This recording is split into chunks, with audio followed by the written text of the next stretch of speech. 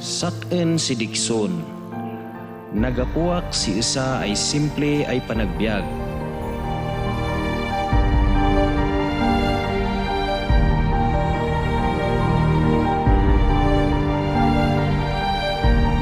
Naragsak kami, tanwa day panag-isusan di pamilya. Nga madak makontento takamanwa day kurang sinbiag ko ayan anapag. Nan ambisyonak ay makipuldiya sin udom ay lugar tapno matulungak ginaganak ya kakabsat ko. Sina ay manrugi din istorya. Ay tanggang ko tadakdak ko kasaya na kang siyama atrasan na ka! Oo! Na yan nalastog ka mo eh!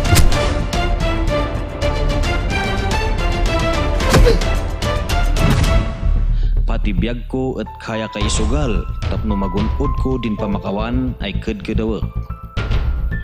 Nga madakam mo nupigan.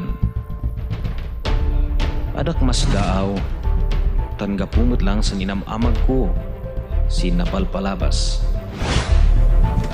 At semangat, kung gagabos sabi maknay rin, liniw amat di pamilyong, tabnaw mo. Pamilya? Nya, amom, tabnaw mo. Ngayat man pakpakadas ina. Ina? Laydol da kay Mayla. Kasakbay man ina na. Isang way na! Isang makasabong ka! Lagay na tulus tuga. Last ay maliang sinat, alam sa sibing kumangkad. Gikan ko ang tawis na! Tabno mo, madakasabulan sa siping mo. Mamirao ko talaga mo nalalastog ka na! Sinwaday siping ko, adakam amo di pamilya. Isipin ko, tala mo kay nakabakamot lang si Sugal. Taway lang ko si Badok.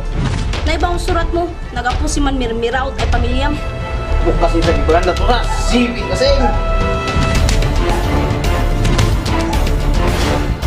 Makibkibiyang kasbiyag na! Namo ka lang kaman na sa ibalim! Ina, may sama ni Karin tumatay na maasi. Ina! Tanay si ina.